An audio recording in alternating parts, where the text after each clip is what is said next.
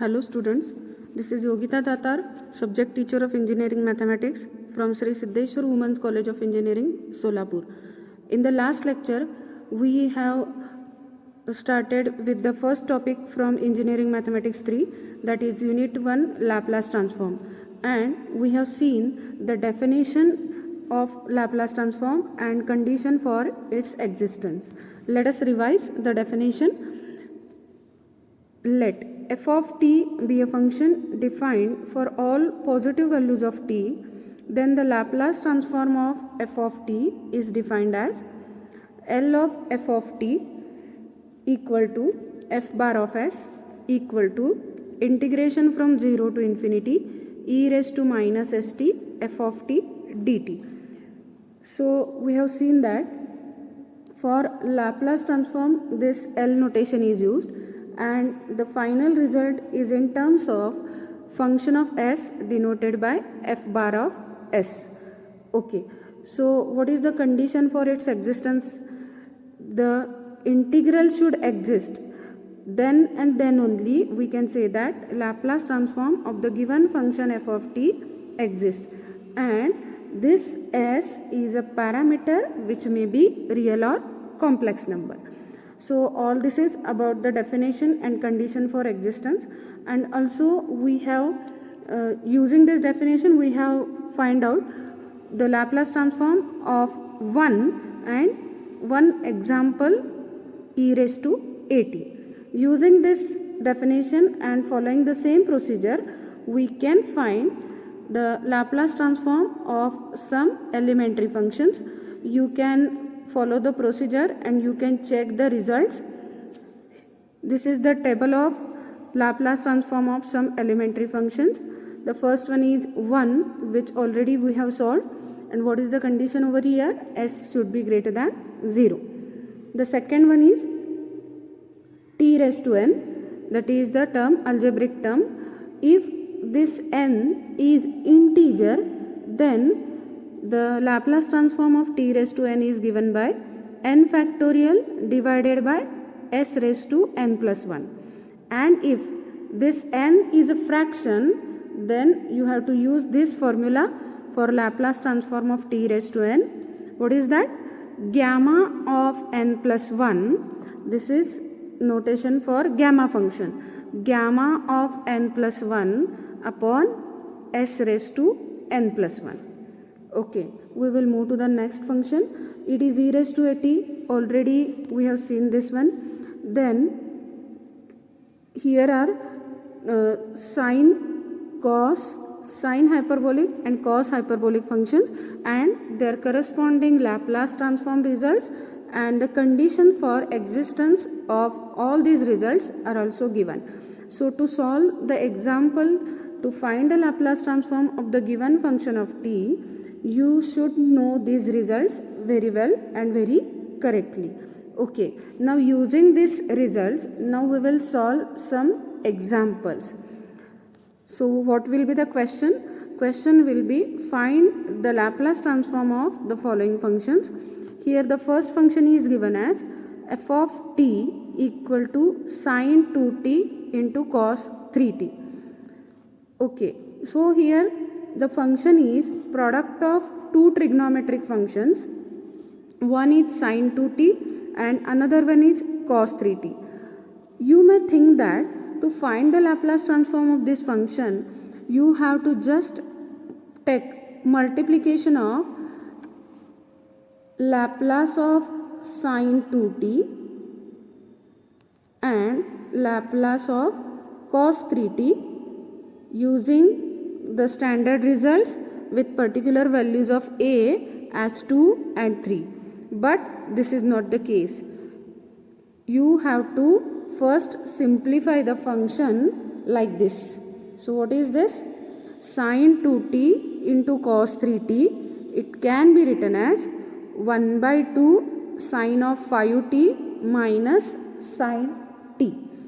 So how we have written this product of two trigonometric function as a difference of another two trigonometric function. So we are having the formula sine A into cos B is equal to 1 by 2 into sine of A plus B plus sine of A minus B. So using this result, you have to write sine 2t and cos 3t as a difference of this function. Now you may think that if this is plus sign, then how we have written here minus sign. See here A means 2t, B means 3t. So sine 2t into cos 3t is equal to 1 by 2 sine of 2t plus 3t, that is A plus B, so it is 5t. This is very straightforward. Now here plus sine of 2t minus 3t. 2t minus 3t means it is minus t, and we know that sine of minus theta is minus sine theta. So sine of minus t becomes minus sine t. So using this result, we have simplified the given function in the sum or difference of two trigonometric function form. Okay, now let's move to the next step. So now what we have to do? We have to take the Laplace transform on both the sides. So it becomes L of f of t equal to L of 1 by 2 of sine 5t minus sine t. As we know that 1 by 2 is just a constant multiplier, so we can take it outside the Laplace transform sign. So note the difference in these two steps. Just I have written 1 by 2 out of the bracket, and Laplace transform sign is now with these two terms written separately. So it has become 1 by 2 L of sine 5t minus L of sine t. Now we have to use here the result of Laplace transform of sine at. So what is that result? L of sine at equal to A upon S square plus A square.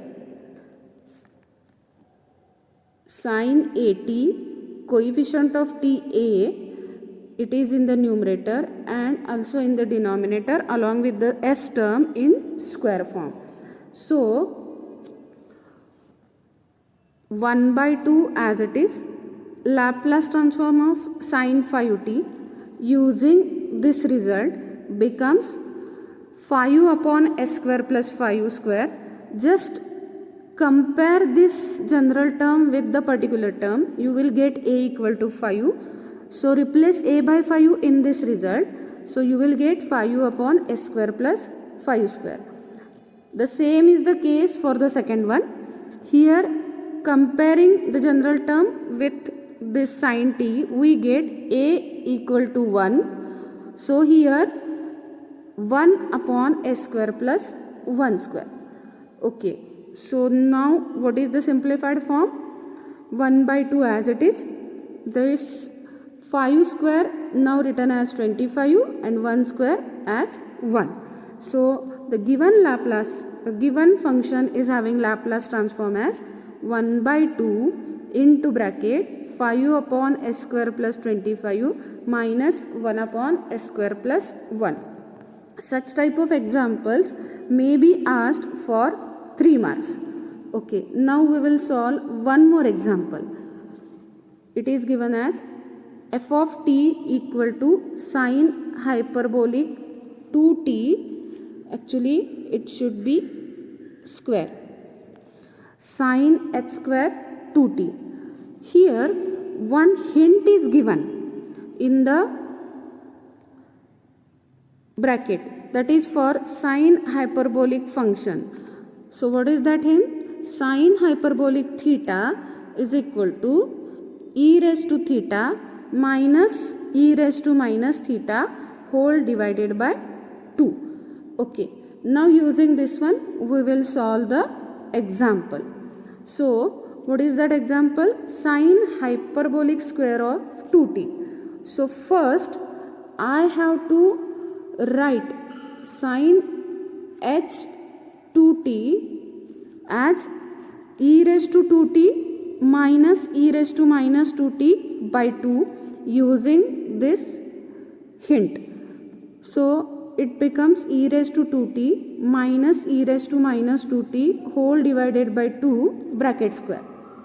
So on squaring we get this 1 by 2 square as 1 by 4, e raised to 2t square, that is e raised to 4t, just using the laws of indices, plus e raised to minus 4t, that is square of e raised to minus 2t. Now see here, e raised to minus 2t, its square, by laws of indices we have to just take the multiplication of these two indices. So it is surely e raised to minus 4t, and this is expanded using a minus b square expansion. What is that? A square plus b square minus 2ab. So a square means here e raised to 4t, b square means e raised to minus 4t, and minus 2ab, a into b, e raised to 2t into e raised to minus 2t. By laws of indices it becomes e raised to 0t, that is 1. So this becomes minus 2 into 1, simply minus 2. So now again, as in previous example, we have to take the Laplace transform on both the sides. So it becomes L of f of t equal to L of 1 by 4 into bracket e raised to 4t plus e raised to minus 4t minus 2. Again we have to take 1 by 4, which is a constant multiplier, out of the Laplace sign, and we have to take Laplace transform of these three terms separately. So the next step is L of f of t equal to 1 by 4 out of the Laplace sign and common multiplier for all the three terms, 1 by 4 into bracket L of e raised to 4t plus L of e raised to minus 4t minus 2 times Laplace of 1. See, 2 can be written as 2 into 1. Why we are writing this one? That is, why we are writing 2 as a 2 into 1 form? Because we know the Laplace transform of number 1. So we are taking 2 as a multiplier and we are taking here Laplace transform of 1. Okay, so now to find the answer for the Laplace transform of the given function, we should have these three results and we have to apply the corresponding standard results. So for this we require Laplace transform of e raised to at, Laplace transform of e raised to minus at, and Laplace transform of 1. Hello students, this is Yogita Datar, subject teacher of engineering mathematics from Sri Siddheshwar Women's College of Engineering, Solapur. In the last lecture, we have started with the first topic from Engineering Mathematics 3, that is Unit 1 Laplace transform, and we have seen the definition of Laplace transform and condition for its existence. Let us revise the definition. Let f of t be a function defined for all positive values of t, then the Laplace transform of f of t is defined as L of f of t equal to f bar of s equal to integration from 0 to infinity e raised to minus st f of t dt. So we have seen that for Laplace transform this L notation is used, and the final result is in terms of function of s denoted by f bar of s. Okay, So what is the condition for its existence? The integral should exist. Then and then only we can say that Laplace transform of the given function f of t exists, and this s is a parameter which may be real or complex number. So all this is about the definition and condition for existence, and also we have using this definition we have find out the Laplace transform of 1 and one example e raised to at. Using this definition and following the same procedure, we can